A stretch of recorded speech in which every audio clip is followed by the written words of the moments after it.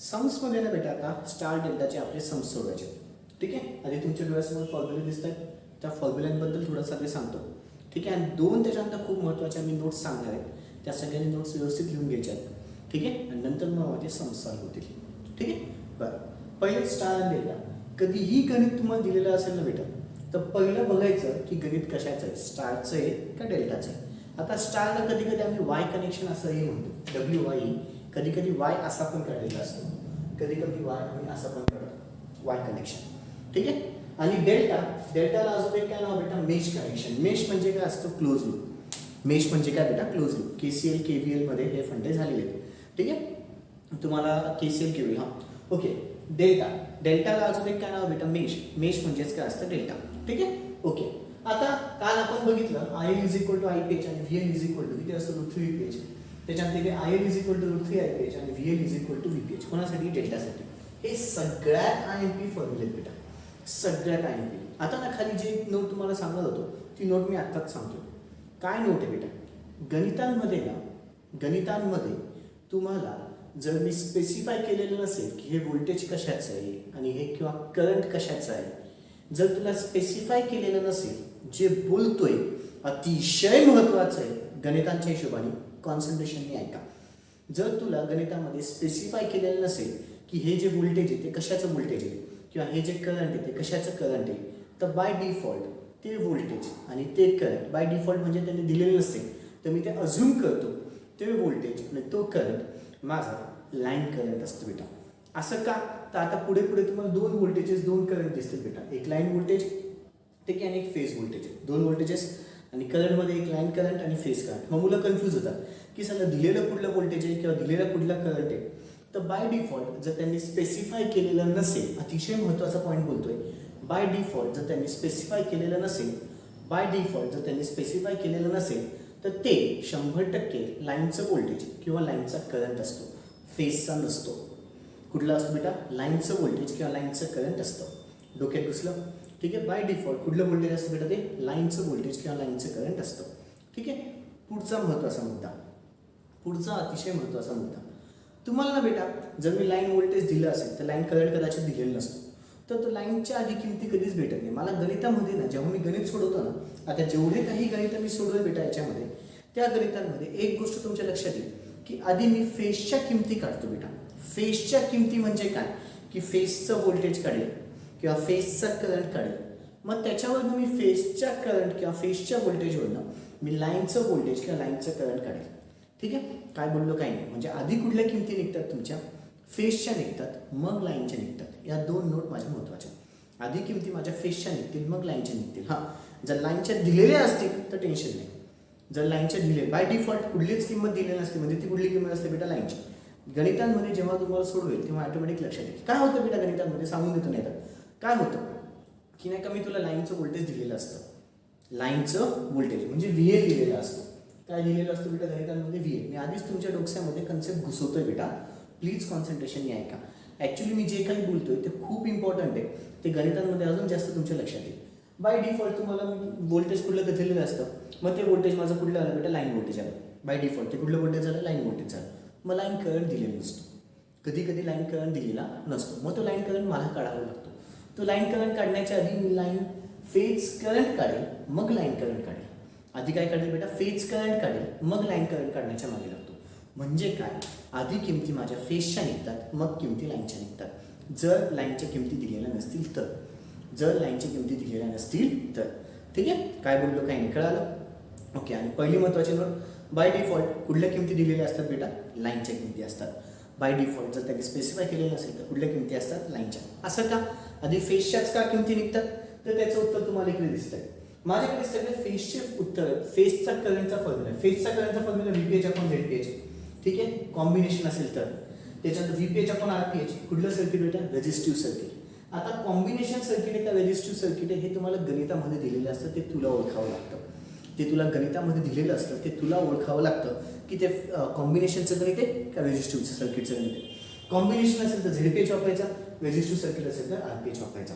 ZPH काढायचा असेल तर हा फॉर्म्युला √RPH² + XPH². पुन्हा मग XL XC दोघं दिलं, XL XC काढा, एक्सेल एक्सीचा फॉर्म्युला ऑलरेडी झालेला आहे बेटा. ठीक आहे. त्याच्यानंतर पुन्हा ZPH is equal to exactly RPH असतो. कोणासाठी बेटा? Resistive circuit. का?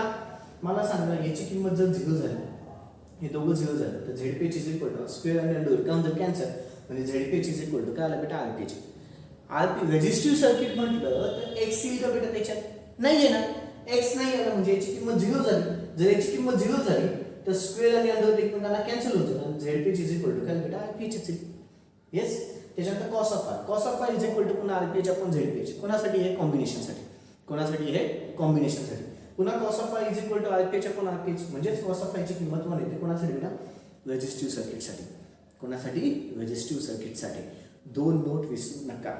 मी आधीच बोललेलो बाय डिफॉल्ट कुठल्या किमती असतात? लाईनच्या किमती असतात आणि गणितांमध्ये तुम्हाला आधी किमती फेजच्या भेटतात मग लाईनच्या भेटतात. आधी फेजच्या भेटतात मग लाईनच्या भेटतात. ठीक आहे. खूप महत्त्वाचं बोललं गेलं आहे. आता माझे गणित स्टार्ट होते बेटा. आता माझे सम सॉल्व्ह होतील. सम सॉल्व्ह होताना पुन्हा इमेजच्या फॉर्ममध्ये तुम्हाला सम दिसेल. तेवढं कॉपी करून घ्यायचं आहे. मग माझं पहिलं सम स्टार्ट होईल.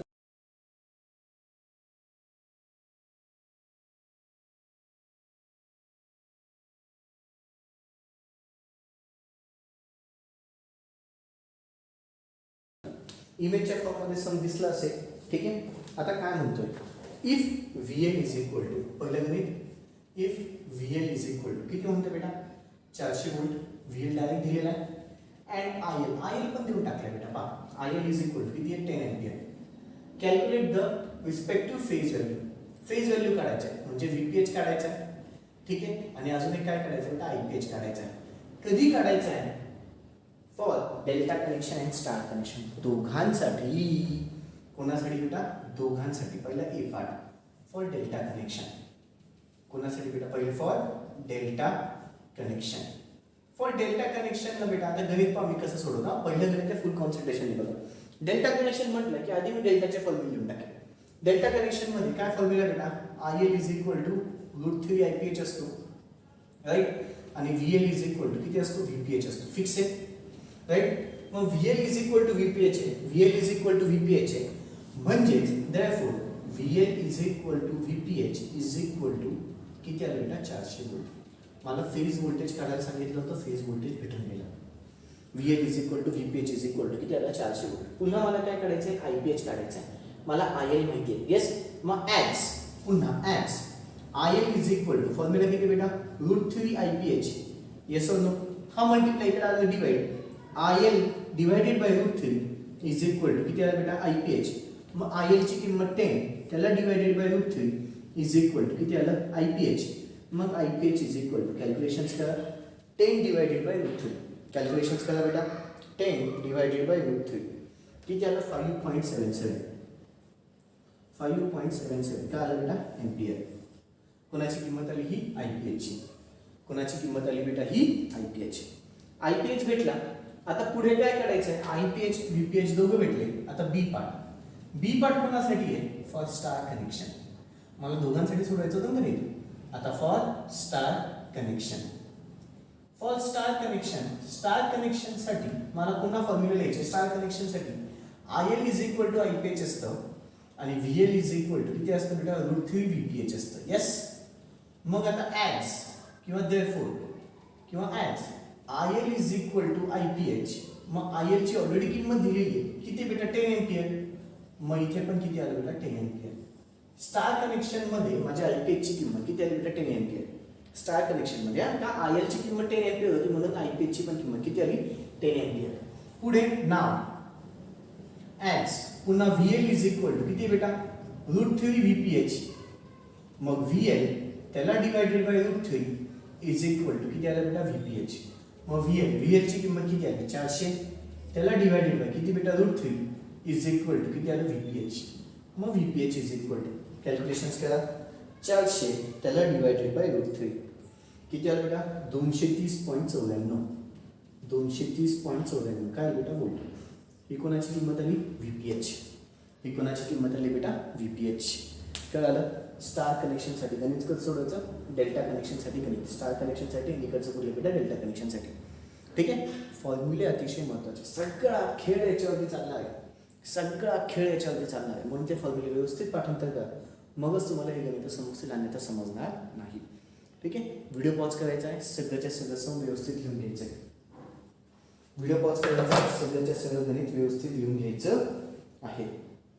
व्हिडिओ पॉज करायचा आहे, सगळ्याच्या सगळं व्यवस्थित लिहून घ्यायचं आहे. ओके. आता सेकंड सम. पुढचं सम बेटा पुन्हा तुम्हाला इमेजच्या फॉर्ममध्ये दिसून येईल, कॉपी करून घ्यायचं आहे. पुढचं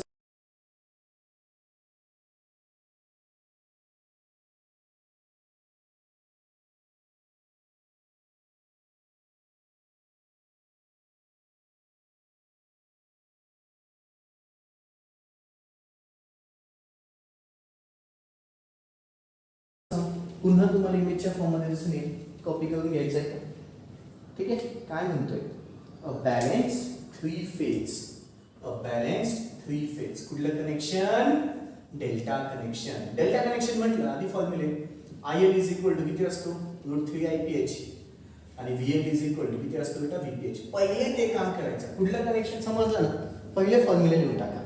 ठीक आहे. Consist of 3 रेजिस्टन्सेस. फक्त रेजिस्टन्सेस बेटा. ईच ऑफ 4 फक्त आणि फक्त रेजिस्टन्सेस आहेत. म्हणजे माझं सर्किट प्युअरली रेजिस्टिव्ह झालं. आता डायरेक्टली नाही दिलं, इनडायरेक्टली त्यांनी सांगितलं फक्त रेजिस्टन्सेस आहेत म्हणजे माझं सर्किट कुठलं झालं बेटा? Pure resistive circuit. Therefore it is a pure resistive circuit. जर हे प्युअर रेजिस्टिव्ह सर्किट असेल तर झेड येईल का बेटा? कुठे ZPH चा काही फंडा होईल का? नाही होणार. प्युअर रेजिस्टिव्ह साठी फक्त काय लागतं मला? RPH. ZPH चा फंडा युजच होणार नाही, फक्त RPH लागेल. म्हणजे ह्या आम्ही काय लिहू शकतो? RPH लिहिलेले ऑलरेडी. ठीक आहे. 400 व्होल्ट व्होल्टेज दिलेलं आहे. किती बेटा? 400 व्होल्ट. आता हे व्होल्टेज कुठलं आहे? पुन्हा मी आधीच सांगितलं, जर गणितामध्ये कुठे स्पेसिफाय केलेलं नसेल तर ते व्होल्टेज बाय डिफॉल्ट कुठलं व्होल्टेज असतं बेटा? Line voltage. तर ते व्होल्टेज बाय डिफॉल्ट कुठलं व्होल्टेज असतं? Line voltage. मी ज्या तुम्हाला नोट सांगितल्या आहेत ना बेटा, त्या प्लीज लिहून घ्या बरं वरच्या बाजूला. आधी इथे सांगायचं होऊन गेलं, त्या नोट आपल्याला ह्याच्यावरून गेल्यात वरच्या बाजूला. सगळ्यांनी फॉर्म्युले कॉपी केलेच असतील बेटा. आधी नसेल केले तर फॉर्म्युले पण कॉपी करून घ्या. ठीक आहे. आता प्रत्येक वेळेला सांगायची गरज नाही पडायला पाहिजे. फॉर्म्युले पण कॉपी करून घ्या आणि वरच्या साईडला नोट लिहून घ्या. पहिली नोट काय बेटा? By default always the values are line values. By default always the values are line values. That is VL and IL. म्हणजे लाईन व्होल्टेज असेल किंवा लाईन करंट असेल. By default always the values are line values. By default always the values are line values. That is line voltage VL or IL, line current. Second note, always we find firstly the phase values, then we find the line values.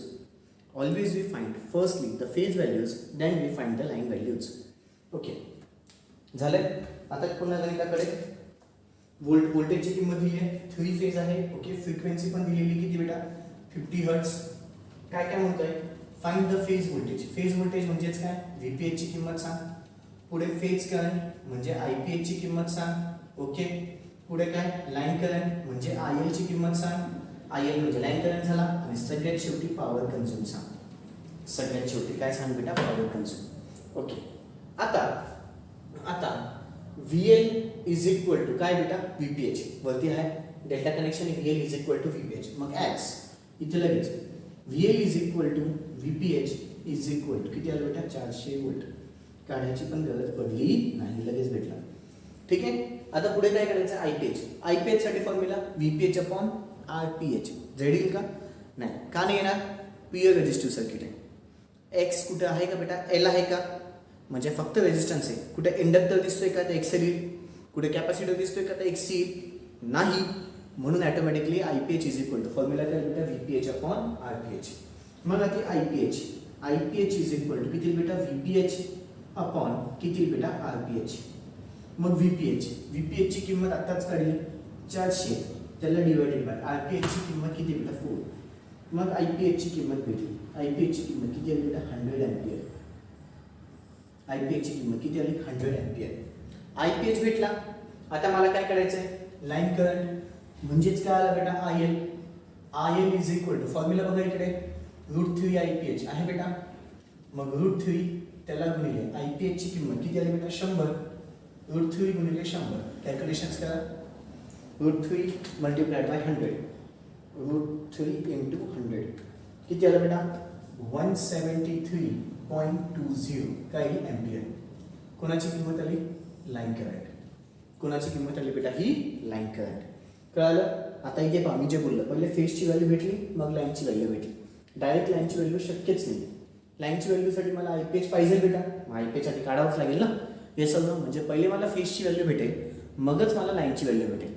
पहिले मला फेजची value भेटेल मगच मला लाईनची value भेटेल. ठीक आहे. I L पण भेटला. आता काय करायचं पॉवर. पॉवरसाठी formula √3 VL IL cos of five. VL आहे का बघा. VL आहे. IL पण आहे. cos ऑफ फाय नाही आहे. cos ऑफ फायची किंमत किती येईल बेटा. cos ऑफ फाय इथे 1 येईल. का cos ऑफ फाय RPH आपण RPHच प्युअर रेजिस्टिव्ह. रेजिस्टिव्ह म्हटलं तर RPH काय होणार कॅन्सल म्हणजे cos ऑफ फायची किंमत किती आली बेटा 1. ठीक आहे. cos ऑफ फायची किंमत किती आली 1. मग आधी cos ऑफ फाय लिहून घेऊ. cos of phi is equal to किती बेटा RPH अपॉन खाली RPH which is equal to 1. ठीक आहे. मग आता पॉवरचा formula √3 VL into the IL into the cos of phi which is equal to √3 into the VL. VL ची किंमत 400 into the IL 173.20 into cos of फायची किंमत 1. पॉवरची किंमत कॅल्क्युलेशन्स करा.